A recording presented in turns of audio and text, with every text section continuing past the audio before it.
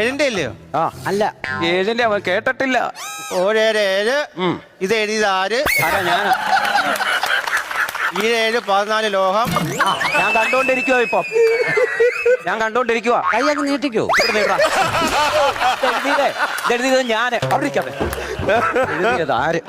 എഴുതിയത് അത്. ചുമന്നല്ലോ ചുമന്ന്. അടുത്തത് ഒരു മനക്കണക്കാ ഞാൻ ചൊല്ലാൻ പോകുന്നത്. മനക്കണക്ക്. ആ അതെടുത്ത് അങ്ങോട്ട് വെക്ക്. മനക്കണ അപ്പൊ ബുക്ക് വേണ്ട.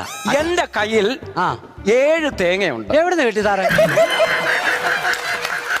2 എണ്ണം അഖിലിന് കൊടുത്തു. എനിക്ക് വേണ്ട, വൈകിട്ട് കൊണ്ടുപോകാൻ പറ്റത്തില്ല.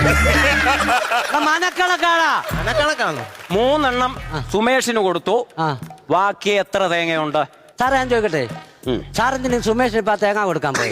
അവന്റെ വീട്ടിൽ 3 തെങ്ങുണ്ട്. ഇഷ്ടം പോലെ കാശുള്ളടുത്താണ് അവൻ.